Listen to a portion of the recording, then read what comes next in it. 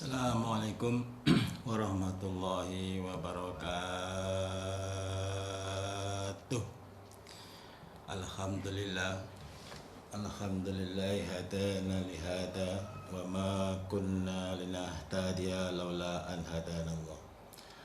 Laqad ja'at rusul rabbina bil haqq wa nudu an tilkumul jannatu uristumuha bima kuntum ta'malun. Asyhadu an la ilaha illallah wa asyhadu anna Muhammadan abduhu wa rasuluh sallallahu alaihi wasallam wa ala alihi wa ashabihi amma ba'du. Alhamdulillah, puji syukur kita haturkan kepada Allah Subhanahu wa taala pada hari ini tanggal 9 Dzulhijjah. Pada hari ini orang-orang yang melaksanakan ibadah haji sedang melaksanakan wukuf di Arafah, yang di dalam tuntunan kita, kalau kita sudah berada di Arafah maka perbanyak ibadah di sana, mulai dari matahari tergelincir sampai menjelang matahari terbenam. Itu kegiatannya adalah memperbanyak ibadah, memperbanyak taqarrub ilallah, dan juga memperbanyak berdoa, memperbanyak doa-doa yang baik-baik. Ad-doa'u mukhul ibadah. Doa itu merupakan otaknya ibadah.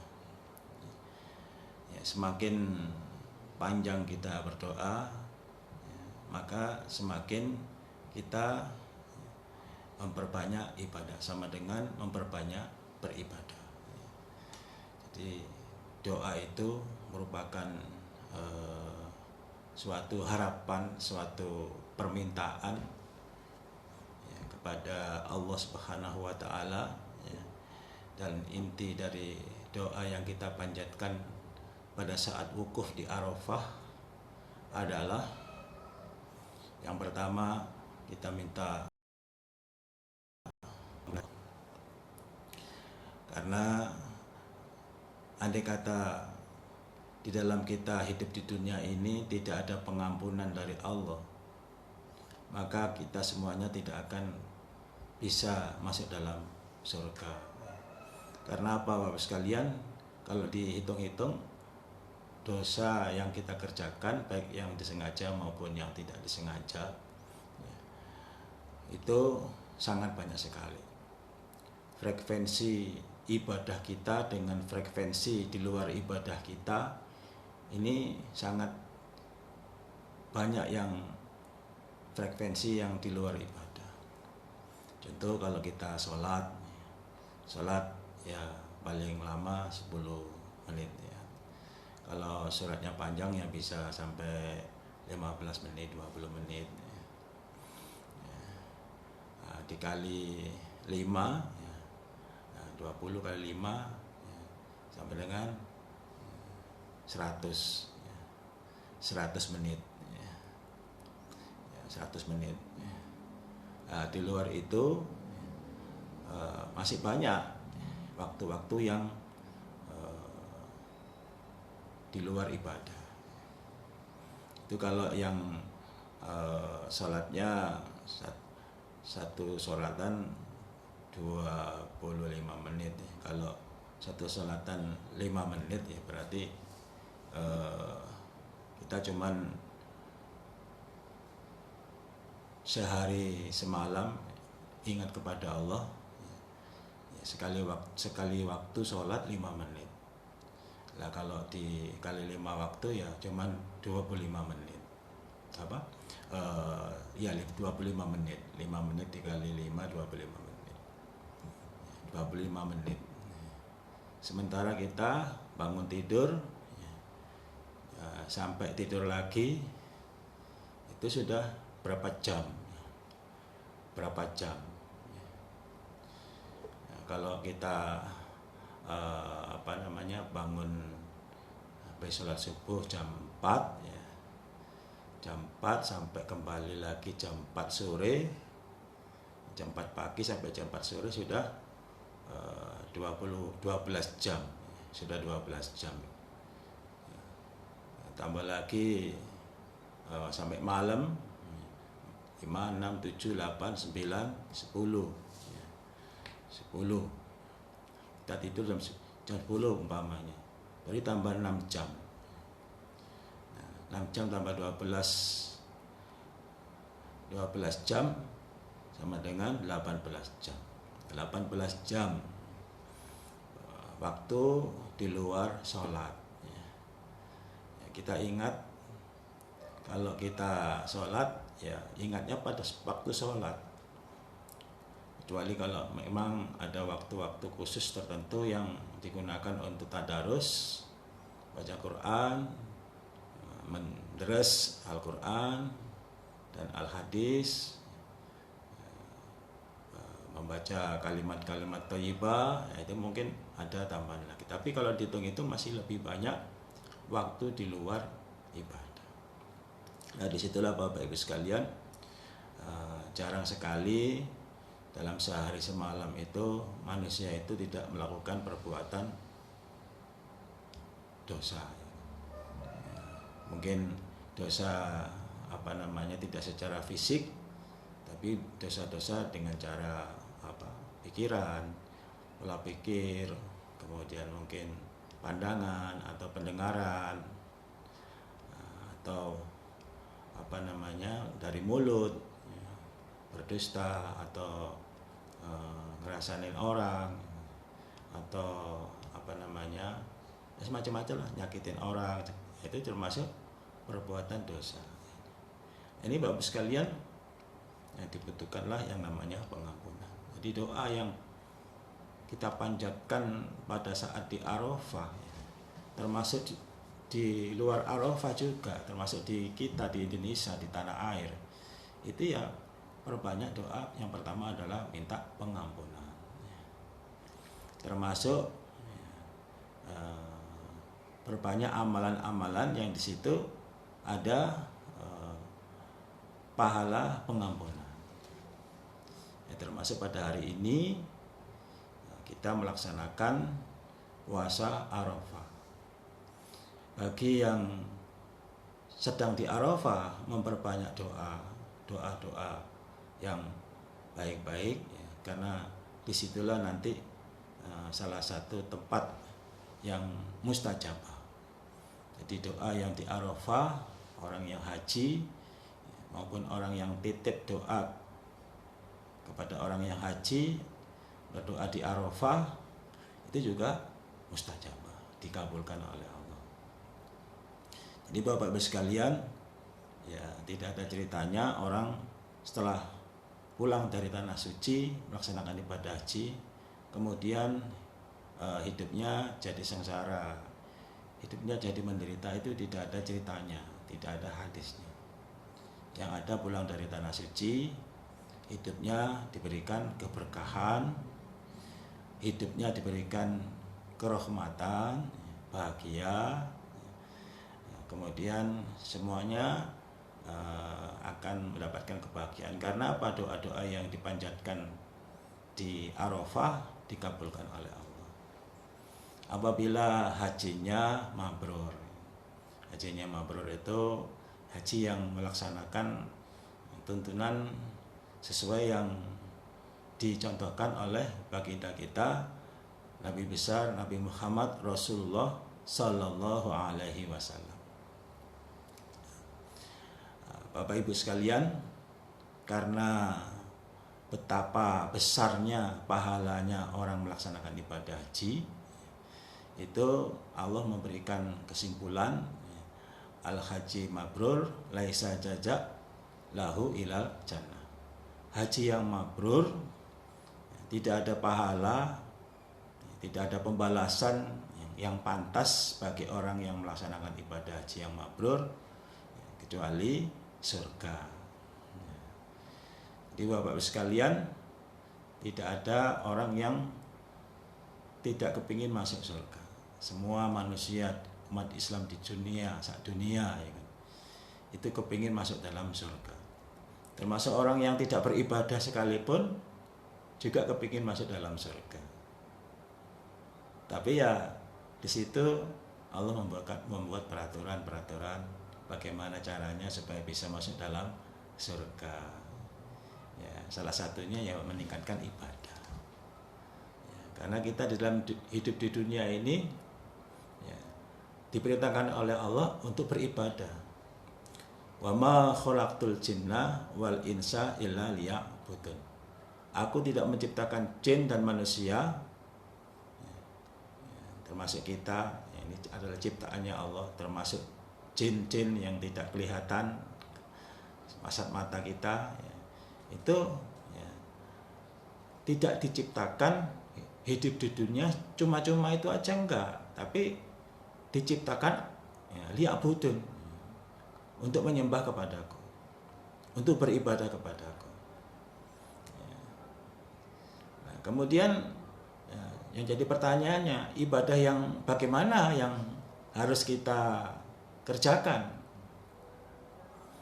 Ibadah yang bagaimana yang harus kita lakukan?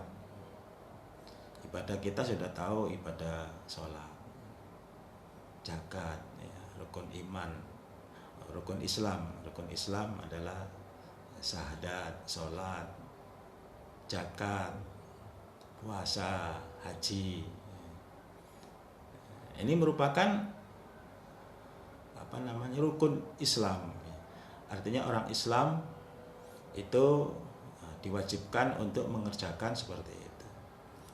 Haji, yang kelima haji dengan catatan bila mampu. Haji itu merupakan kewajiban umat Islam untuk melaksanakan ibadah haji bila mampu. Tapi kalau nggak mampu ya belum wajib. Artinya mampu itu ya dia mempunyai bekal untuk berangkat ke tanah suci. Kemudian yang ditinggalkan di rumah juga mempunyai bekal untuk selama ditinggal berangkat ke tanah suci. Itu termasuk orang yang sudah mampu. Ada orang yang sudah diberikan kekayaan yang banyak, tapi masih bilang belum mampu. Nah, ini ya tidak sesuai dengan pengertian mampu. Ya, termasuk kita yang mungkin saat ini tidak mampu secara finansial, kita optimis, ya, insya Allah Allah akan memampukan kita. Kita optimis. Caranya bagaimana? Caranya ya pertama kita ya thalabul ilmi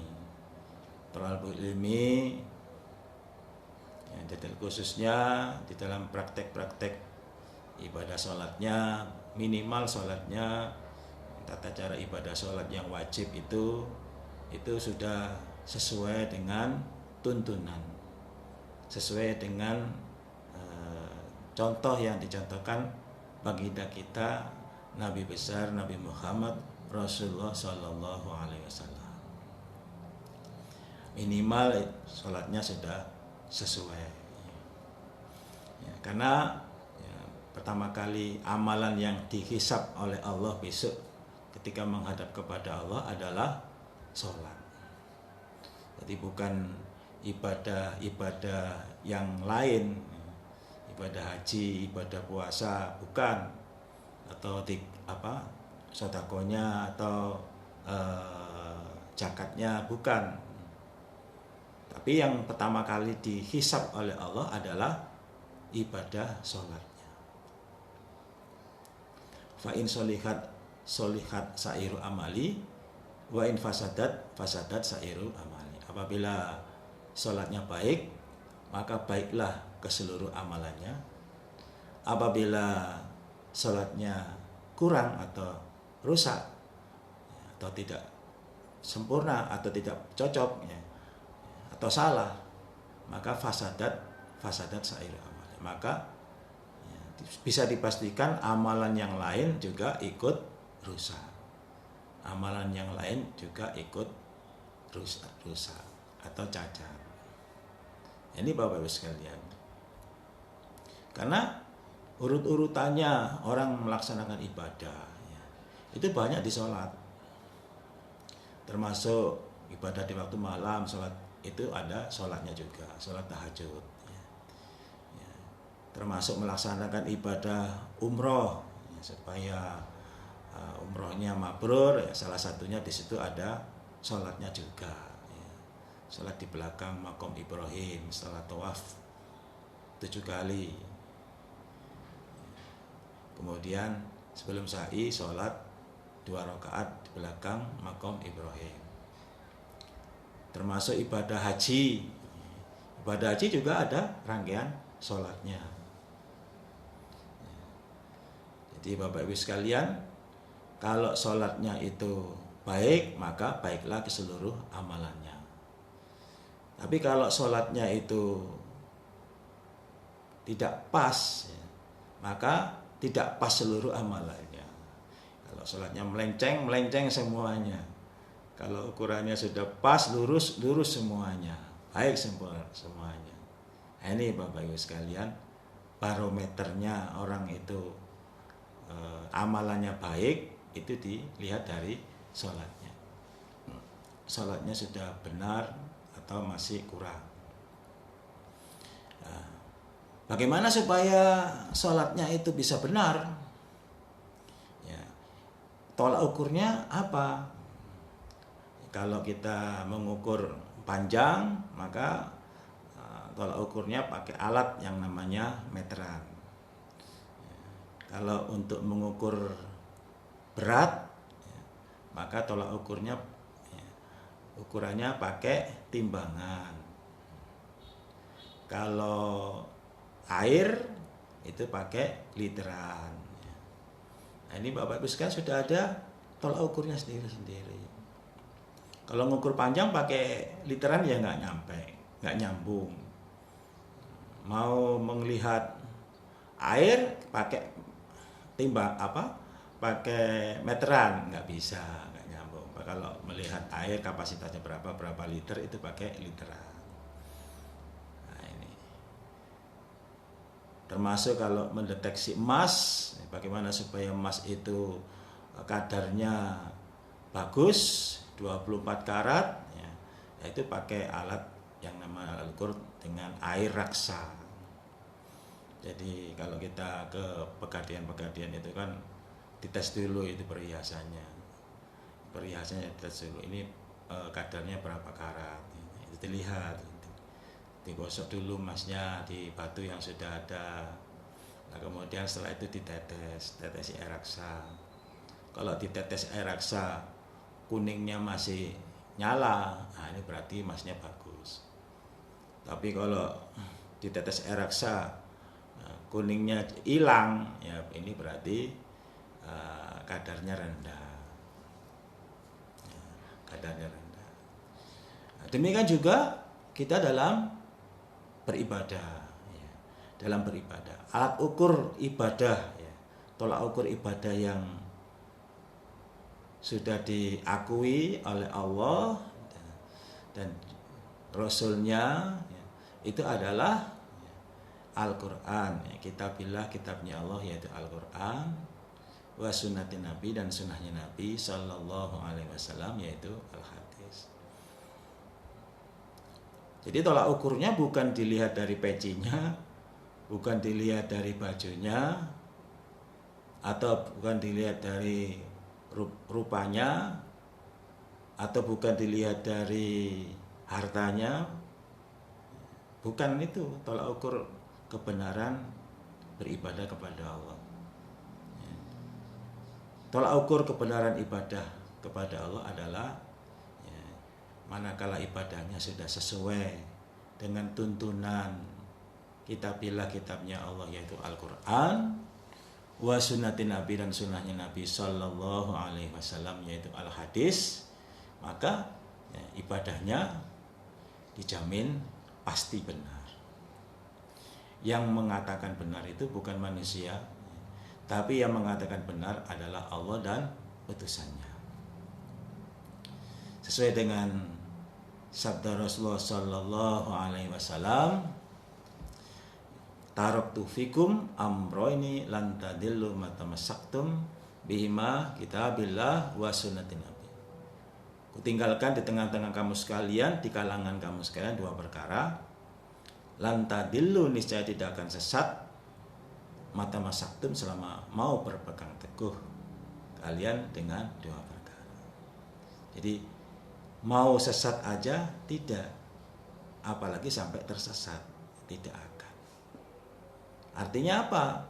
Ya, artinya selalu di dalam kebenaran. Ibadahnya selalu di dalam kebenaran. Ya, kalau ibadahnya sudah di dalam kebenaran, ya, maka akan membuahkan yang namanya pahala, akan membuahkan yang namanya ganjaran. Ini karena ngikutin tuntunan. Ibarat kita nanam pohon, pohon itu kita rawat sesuai dengan yang dianjurkan, sesuai dengan yang diberikan oleh orang yang ngerti masalah nanam pohon, semua diikutin semuanya. Akhirnya pohonnya berbuah. Berbuah. Jadi kalau kita nanam, ya kita harus rawat, harus kita jaga. Ya, jangan sampai diserang hama. Ya, tanahnya itu juga jangan sampai kekeringan. Harus disiram minimal 2 hari sekali. Atau yang bagus ya setiap hari, setiap pagi. Atau pagi dan sore itu bagus, atau 1 hari sekali pagi itu bagus. Tapi kalau sampai seminggu nggak disiram, kemudian ada hamanya dibiarkan, ya udah nggak lama udah mati itu tanaman. Ya, tanamannya akan layu, daunnya layu, akhirnya kering, akhirnya mati. Nah, ini tanaman. Nah, demikian juga kita dalam beribadah. Bagaimana ibadah kita supaya membuahkan hasil, membuahkan pahala yang besar? Yaitu tidak ada cara kecuali ibadah harus ya, didasari dengan ilmu. Wala taku ma laisa laka bihi ilmu. Janganlah mengerjakan sesuatu apabila belum tahu ilmunya. Apalagi ibadah-ibadah yang berbiaya besar, termasuk ibadah umroh, ibadah haji, ya. Tapi juga berpahala besar, meskipun berbiaya besar, tapi juga berpahala besar. Itu juga tidak korup, masih korup. Ya. Artinya uang yang kita keluarkan fisabilillah untuk melaksanakan ibadah umroh atau ibadah haji, seperti jamaah yang sekarang ini sedang melaksanakan wukuf di Arafah, ini masih dibandingkan dengan pahalanya masih jauh lebih besar pahalanya. Di samping itu Bapak sekalian, sesuai dengan tuntunannya, orang yang ya, biaya untuk melaksanakan ibadah haji dan ibadah umroh itu akan diganti oleh Allah. Ya, kita mau gimana lagi sebagai orang iman. Jadi jangan usah menunda-nunda. Gak usah menunda-nunda. Wah, saya nanti kalau sudah tua saja. Wah, keliru Bapak Ibu sekalian. Kalau dalam ibadah haji atau ibadah umroh, ya mumpung kita masih muda, mumpung masih sehat, masih semangat, nah ini ya kita sempat-sempatkan. Wah, nanti aja, nanti tahun 2021 ya. Sekarang 2021 ibadah umroh, ibadah haji susah. Malah ditutup kota Mekahnya, nggak tahu sampai kapan. Mudah-mudahan ya secepatnya bisa selesai pandemi ini. Ya. Waktu sebelum tahun 2021, tahun 2020, ya, tahun-tahun sebelumnya kita mau ibadah umroh bolak-balik ya nggak ada masalah.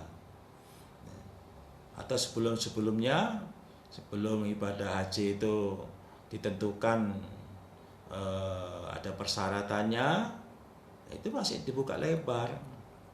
Artinya kita mau berangkat haji ya bisa, karena memang belum ada aturannya. Sekarang ya dibatasi, ada aturan-aturannya. Kadang kalau di Indonesia untuk melaksanakan ibadah haji itu mungkin nunggunya bisa sampai 25 tahun, tergantung dari kotanya ya. Jarang yang nunggu sampai 2 tahun. Kalau nunggu sampai 2 tahun ya bisa, tapi hajinya berbiaya yang lebih besar lagi. Mungkin harganya 2 kali lipatnya. 2 kali lipatnya. Atau bisa 4 kali lipatnya biayanya. Tapi kalau kita memang mampu, punya uang lebih dari itu, punya uang 1 miliar, ya, kita gunakan yang katakanlah 1,5 miliar, yang 500 juta untuk berangkat ibadah haji, ya, itu ya masih untung. Kenapa Bapak sekalian? Ya, uang yang kita keluarkan yang jumlahnya banyak itu juga ada hitungannya, ada pahalanya juga. Jadi ya beda dengan orang yang ya haji yang biayanya standar. Ini biayanya 4 kali lipat, atau mungkin bisa sampai 5 kali lipat, bisa berangkat betul. Nah, ini ya masih untung, karena pahalanya tambah besar lagi. Jadi Bapak Ibu sekalian, dalam beribadah ini kita nggak usah nunda-nunda. Nah, ditambah lagi, kita sendiri juga nggak tahu umur kita sampai kapan. Apalagi di masa pandemi ini Bapak Ibu sekalian. Banyak teman-teman kita, guru-guru kita, ulama-ulama kita yang sudah diangkat oleh Allah. Diangkatnya ulama kita ya, berbarengan dengan diangkatnya ilmunya juga. Ilmunya yang dimiliki oleh ulama tersebut ikut diangkat juga. Jadi Allah mengangkat ilmu itu ya, dengan cara ulama-ulamanya diangkat oleh Allah, dimatikan. Ya, banyak kan yang meninggal ya teman-teman kita, saudara-saudara kita, sahabat-sahabat kita yang kita cintai, keluarga kita, mungkin orang tua kita juga ya, ada yang sudah diangkat, sudah meninggal. Nah, ini Bapak sekalian, artinya di masa pandemi ini ya kita ya tidak ada lain kecuali ya banyak-banyak beribadah, banyak-banyak taqarrub ilallah ya. Terutama di dalam kita hidup di dunia ini ya kita harus menggunakan kecerdasan kita di dalam beribadah. Kita gunakan pemikiran kita, kecerdasan kita dalam beribadah untuk bisa meraih pahala yang sebesar-besarnya, meraih derajat yang setinggi-tingginya. Ya, termasuk pada hari ini, pada tanggal 9 Dzulhijjah itu sudah kita laksanakan, ya, itu yang namanya puasa Arafah.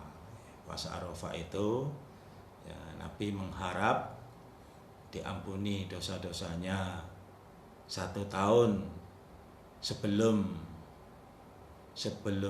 puasa, dan Nabi berharap diampuni 1 tahun sesudah puasa.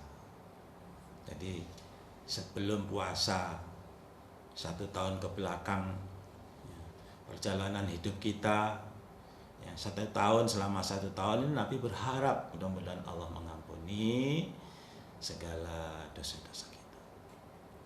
Nabi sendiri yang sudah dijamin masuk surga oleh Allah selamat dari azab Allah, itu masih berharap mudah-mudahan Allah mengampuni.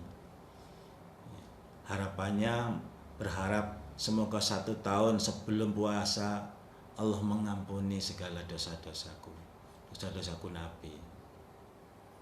Dan Nabi berharap juga mudah-mudahan Allah mengampuni dosa-dosa setelah puasa, 1 tahun setelah puasa. Ini harapan Nabi.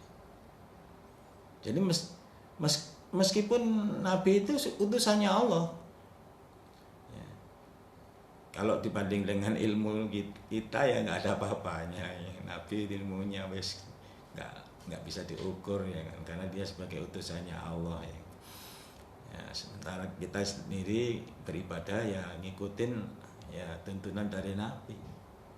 Ya, berapa pahalanya, berapa jariahnya. Jariah umat Muslim sedunia beribadah lari ke Nabi, karena Nabi yang memberikan ilmunya, ilmu tentang praktek ibadah kepada Allah. Itu Nabi sumbernya, Nabi Muhammad sebagai sekaligus menjadi Rasulullah Sallallahu Alaihi Wasallam. Jadi ada Nabi yang hanya Nabi saja, tapi ada Nabi yang sekaligus menjadi utusannya Allah. Ya, biasanya Nabi itu kan ya, itu hanya untuk umatnya, hanya untuk kaumnya, sendiri. Ya. Tapi kalau Nabi Muhammad sebagai utusannya Allah ya tidak cuma hanya untuk kaumnya sendiri, tapi untuk umat ya, sebagai acuan untuk umat Muslim seluruh dunia. Itu Nabi Muhammad sebagai utusannya Allah. Ya. Itu masih berharap mudah-mudahan ya Allah, ya, Engkau mengampuni dosa-dosanya, dosa-dosa kita Nabi. Kita sebagai pengikutnya Rasulullah, pengikutnya Nabi juga berharap juga, ya. Berharap puasa saya mudah-mudahan diterima oleh Allah ya Allah. Mudah-mudahan dengan puasa ini ya Allah, saya berharap Engkau mengampuni segala dosa-dosa saya 1 tahun sebelumnya, dan saya berharap mudah-mudahan Engkau mengampuni dosa-dosa saya 1 tahun sesudahnya. Nah, ini. Termasuk Nabi Ibrahim. Nabi Ibrahim tatkala membangun kota, membangun Ka'bah, diperintahkan oleh Allah dalam kondisi yang sudah lansia, diperintahkan ya, untuk membangun Baitullah. Akhirnya Nabi Ibrahim bangun Baitullah ya, bersama dengan ya, anaknya namanya Nabi Ismail. Nabi Ibrahim sebagai, kalau sekarang istilahnya tukangnya, Nabi Ismail sebagai keneknya, yang membantu tukang, istilah keneknya. Nah, ini ya perjuangannya nggak gampang bangun Baitullah itu. Orang masih manual, masih tradisional, ngambil batunya, ngambil tanahnya, itu juga tidak gampang bentuk seperti itu. Setelah bersusah payah membangun Baitullah, Ka'bah, Nabi Ibrahim juga berharap ya Allah, mudah-mudahan Engkau menerima amalan saya, amal ibadah saya ya Allah. Ya. Jadi nabi-nabi kita yang sudah hebat-hebat menurut kita itu juga ya, dalam praktek ibadah itu ya punya punya etika, punya kesopanan, punya unggah-ungguh atau punya budi pekerti yang baik, tidak sombong. Ya. Meskipun dia nabi, masih dia berharap, ya mudah-mudahan ya Allah Engkau mengampuni dosa-dosa saya ya Allah. Mudah-mudahan ya Allah Nabi Ibrahim Engkau menerima amal ibadah saya bersama Ismail. Yang jelas ya pasti diterima. Tapi sebagai nabi sendiri nggak merasa amalan saya, ya, bangga sekali dengan amalannya yang sudah dikerjakan dan bangga sekali amalan saya pasti diterima. Nah, ini Bapak Ibu sekalian ya beda dengan nabi. Nabi kita sendiri dalam beribadah itu ya meskipun dia sudah beribadah tapi dia dalam tutur kata itu menundukkan atau tidak sombong, jadi rendah hati, bukan rendah diri, rendah hati itu ya merunduk. Ya, ini Bapak Ibu sekalian, kita sebagai hamba Allah juga ya dalam beribadah ya kita ya supaya rendah hati, ya. Jangan sampai kita beribadah terlalu bangga sehingga kita jatuhnya jadi sombong. Itu bahaya juga kalau kita seperti itu. Artinya bisa jadinya bisa jadi nanti ada niatan-niatan lain, niatan-niatan yang di luar yang sebenarnya. Tapi kalau kita rendah hati dalam beribadah, dalam beramal, merasa masih kurang sempurna, ya, merasa masih banyak dosa-dosanya, ya, otomatis akan masih kurang. Jadi Bapak Ibu sekalian, amalan kita ini kalau tidak dibungkus dengan rahmat Allah, ya amalan yang kita kerjakan ini masih kurang. Meskipun kita sudah berkali-kali pergi ke tanah suci, berkali-kali tawaf di Baitullah, laksanakan ibadah umroh, ibadah haji, ini juga masih belum cukup untuk nebus surganya Allah yang sangat besar sekali nilainya, jauh sekali. Dengan rahmat Allah itulah akhirnya amalan tersebut bisa diterima oleh Allah, diberikan pahala oleh Allah, diberikan surga Allah. Jadi Bapak sekalian, kan ada nih ceritanya orang yang sudah beribadah hebat, ya, tapi dia ingin masuk surga dengan amalannya. Masuklah surgaku dengan rahmatku.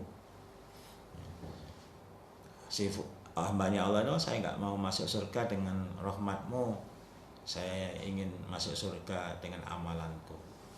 Ternyata setelah seperti itu, ya udah, kalau memang nggak mau masuk surga dengan rahmatku, ya kita hitung ya, berapa rahmat yang aku berikan padamu dan berapa nilai ibadah yang sudah kamu lakukan. Dihitung-hitung, baru dihitung-hitung, itu baru ekuivalen atau sama dengan rahmat Allah dalam memandang mata sebelah, mata satu, nilai mata memandang satu rahmat, belum yang lain-lain, itu masih kalah, masih kurang, masih kalah. Akhirnya sama Allah, ya udah, kalau gitu, karena kamu masih banyak rahmatku yang aku berikan padamu, sekarang kata kamu mau masuk surga dengan amalanmu belum nyampe, ya, amalanmu masih kalah dengan rahmatku, ya, akhirnya kamu masuk dalam neraka. Mau dimasukkan dalam neraka nangis-nangis, ya, menyesal, Ya Allah, ampunilah saya ya Allah. Saya masukkanlah surga ya Allah, surgamu dengan rahmatmu ya Allah. Ini Bapak Ibu sekalian, kita sebagai orang iman, sebagai hamba Allah, yang kita contoh adalah ya, ulama-ulama kita yang sudah mengajari kita, ya, termasuk yang kita contoh adalah Nabi kita, Nabi Muhammad Rasulullah Sallallahu Alaihi Wasallam dan sahabat-sahabatnya dan pengikut-pengikutnya sahabat dalam beribadah. Nah, itu Bapak Ibu sekalian.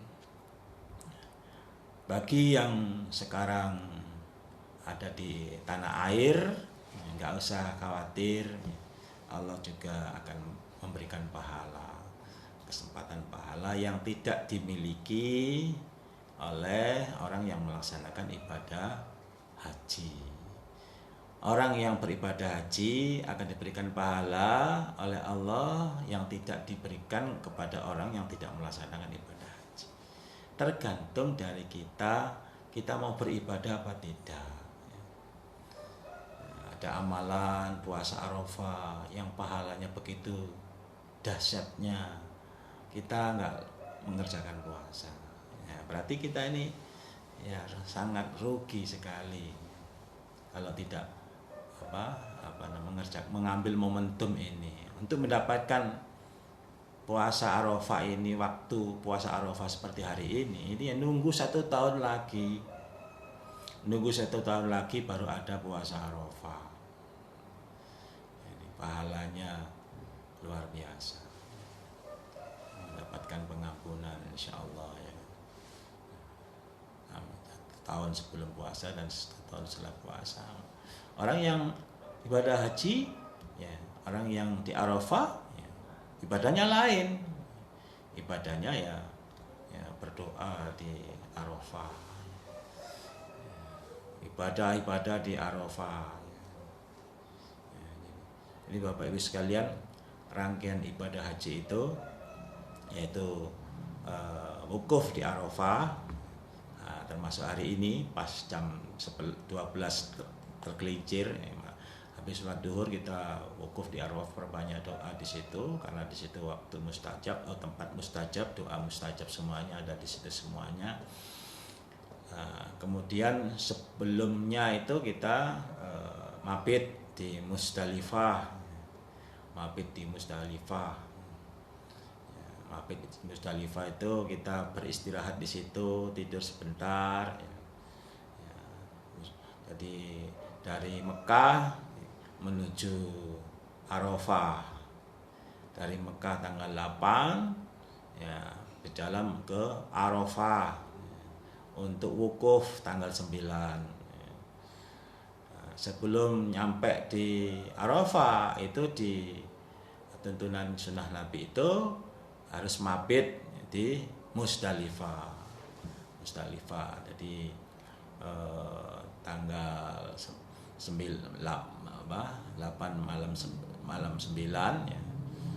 Tanggal 8 malam ya, itu kita Musdalifah untuk mengambil batu kerikil sebanyak 7 kerikil dikali 7. Jadi berarti berapa itu? 7 kali 7 49. 49 kerikil dilempar 7 kerikil. Ya, mengambil kerikil di Musdalifah. Nah, kemudian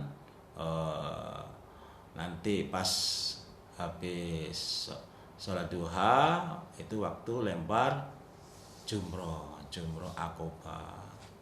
Ya, ini setelah di Musdalifah berjalan menuju ke Mina. Berjalan menuju Mina. Mulai matahari terbenam menuju ke Mina ya, untuk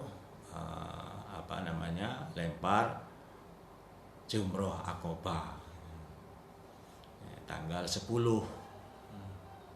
Ya, di saat itulah umat muslim yang tidak melaksanakan ibadah haji itu melaksanakan ibadah kurban. Ibadah kurban, menyembelih kurban. Ya, orang yang ibadah haji lagi lempar jumroh akobah, kita yang tidak melaksanakan ibadah haji itu melakukan penyembelihan kurban. Nah, itu pahalanya juga luar biasa kurban. Tidak ada pahala yang bisa membandingi satu hari itu, ya, kecuali orang yang orang laki-laki yang keluar dari rumah membawa harta bendanya, semua harta bendanya dibawa, kemudian pulang tinggal namanya saja, harta bendanya habis semuanya tanpa tersisa, kemudian nyawanya melayang. Itu yang bisa membandingi pahala kurban. Nah, ini Bapak sekalian. Jadi kurban itu ya bukan gemuk-gemukan sapi, bukan banyak-banyakan sapi, tapi yang terpenting adalah niat kita, ketulusan kita, ya, hati kita. Ya. Jadi Allah itu nggak butuh sapinya, ya, nggak butuh gemuknya sapi, enggak. Tapi yang dibutuhkan Allah adalah hati kita, ibadah kita, ketaatan kita kepada Allah, niat kita. Ya, niat kita adalah niat menjalankan perintah Allah, perintah kurban. Ya, dengan diniati karena Allah, tidak mengharapkan pahala, artinya tidak mengharapkan imbalan kecuali imbalan surga. Nah, ini namanya niat yang benar. Nah, ini Bapak Ibu sekalian.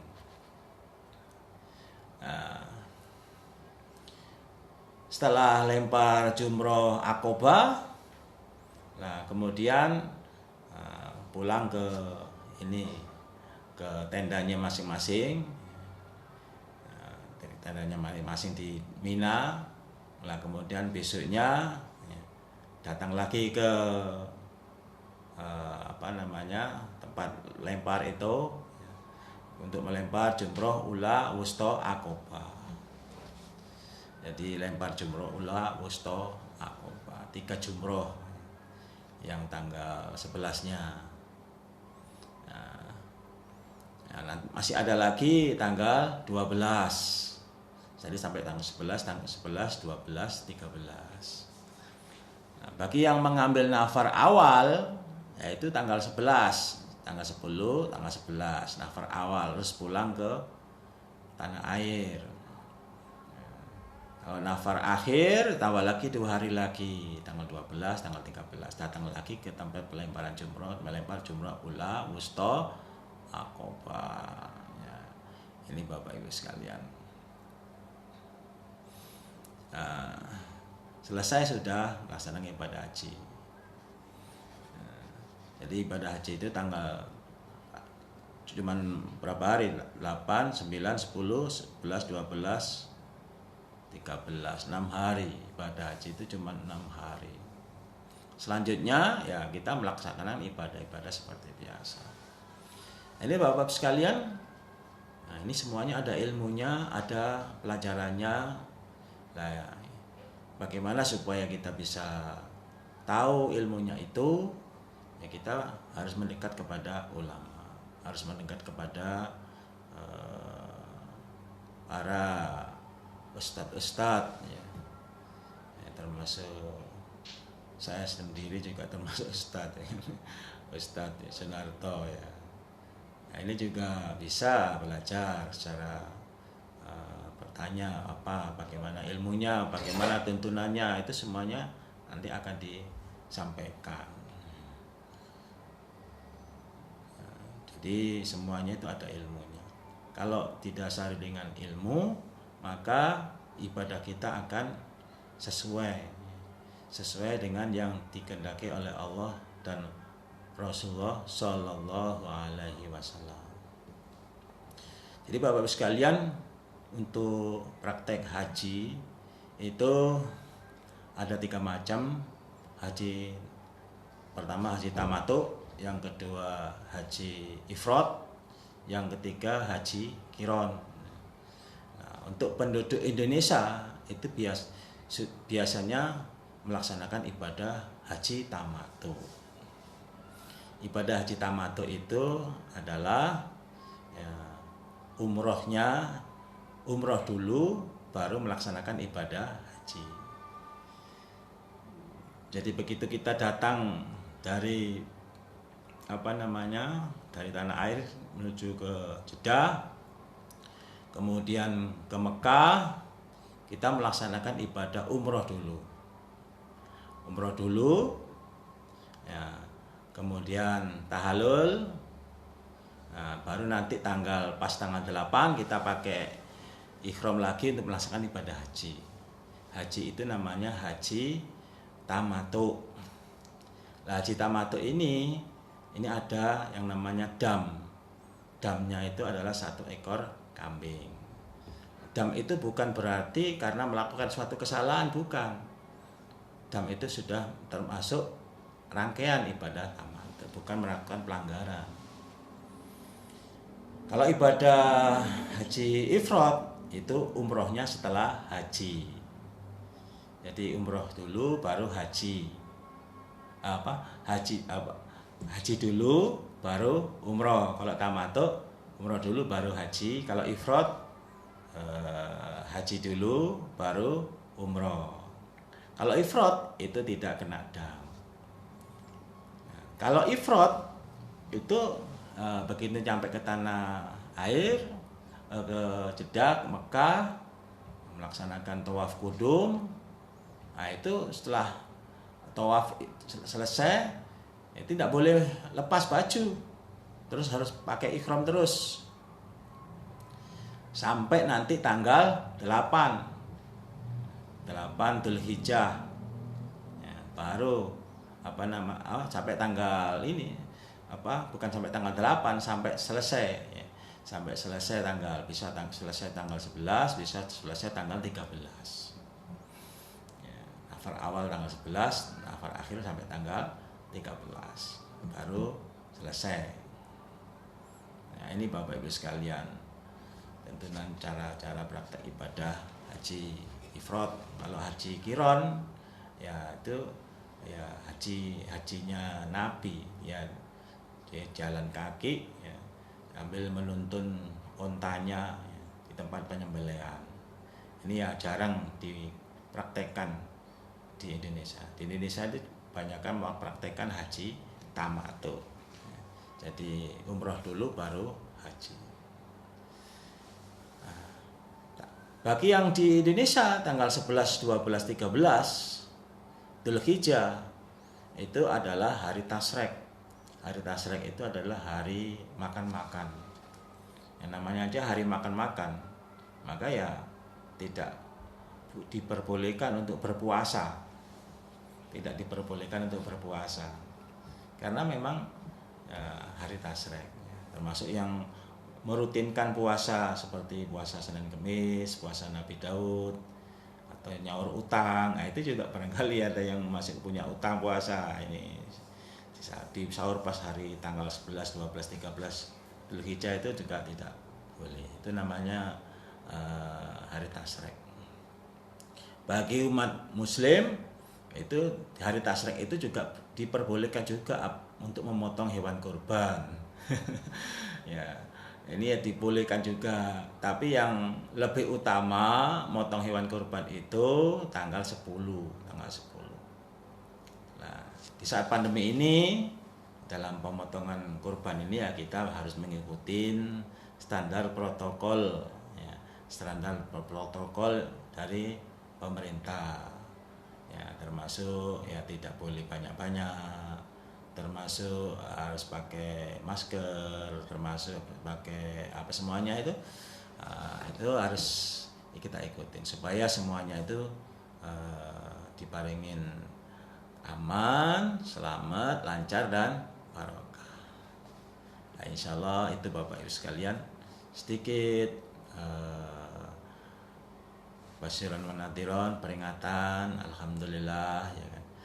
Bentar lagi kita akan buka puasa, ya. Ya, kami ucapkan selamat ya melaksanakan ibadah puasa Arafah. Mudah-mudahan puasa Arafah kita diterima oleh Allah. Mudah-mudahan dosa-dosa 1 tahun kita sebelum puasa diampuni oleh Allah. Mudah-mudahan dosa-dosa kita 1 tahun sebelum puasa diampuni oleh Allah juga, sehingga kita dalam hidup ini penuh dengan pengampunan. Kesalahannya hilang, nggak ada, tinggal pahalanya. Pahalanya itu yang akan meningkatkan derajat kita. Nah, kalau pahalanya banyak, dosa-dosanya juga banyak, nah, ini dikhawatirkan malah minus. Kalau minus ya jadi kita nggak bisa jadi masuk surga ya, karena banyak masih ada dosanya. Tapi kalau dosa-dosanya itu sudah diampuni oleh Allah, ya itu ya kita tinggal pahala yang baik saja yang dinilai. Inilah merupakan rahmat Allah. Allah Maha Rahmat kepada hambanya, memberi rahmat.